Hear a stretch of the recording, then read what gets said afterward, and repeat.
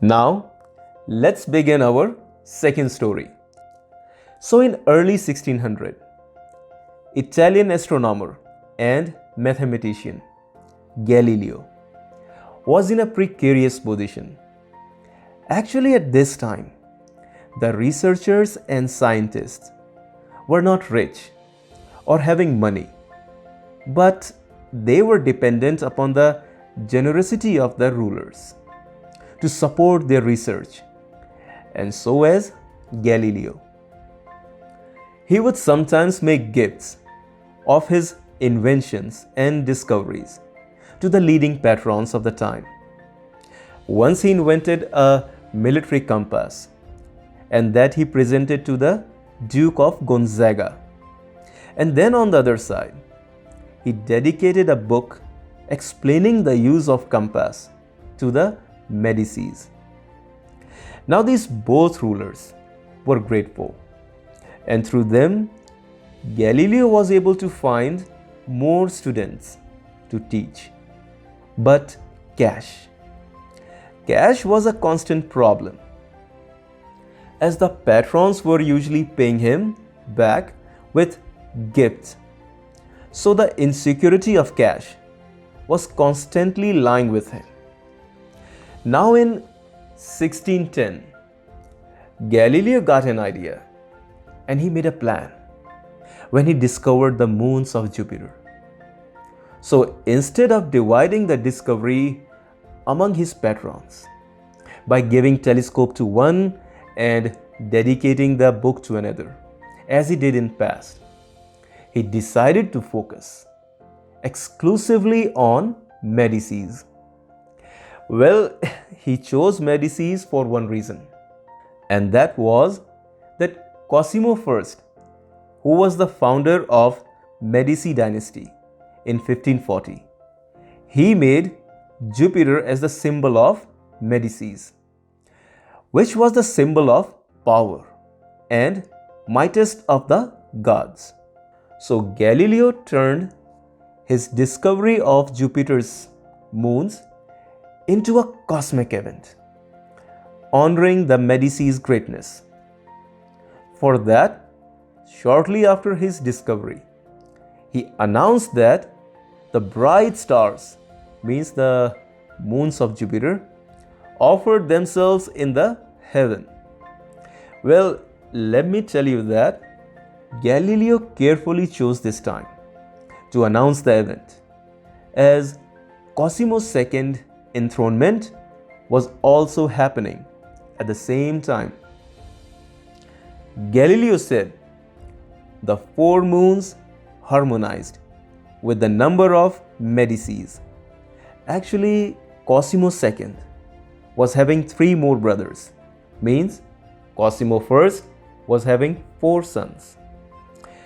And then Galileo said that the moons orbited Jupiter, as these 4 suns revolve around Cosimo I. So more than coincidence, this event showed that the heavens themselves reflected the ascendancy of the Medici family. And after he dedicated the discovery to the Medicis, Galileo commissioned an emblem representing Jupiter sitting on a cloud with the 4 stars circling around him, and presented this to Cosimo II as a symbol of his link to the stars.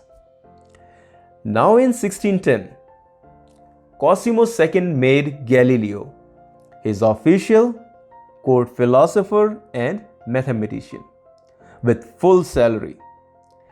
And now, for a scientist like Galileo, begging for patronage was over. So ladies and gentlemen, let's have a look that what we got here.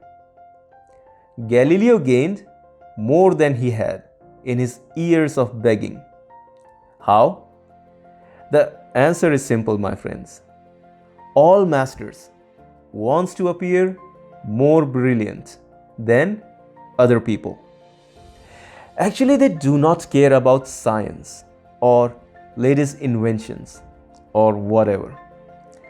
What they all care about is their name, their glory. Galileo gave Medicis indefinitely more glory by linking their name with cosmic forces. Anyways, the producer of great work wants to feel more than the provider of financing. He wants to appear creative and powerful. And the same Galileo did. He did not challenge the intellectual authority of the Medicis with his discovery or make them feel inferior in any way, but by literally aligning them with the stars, he made them shine brilliantly among the courts of Italy.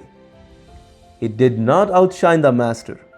He made the master outshine all others.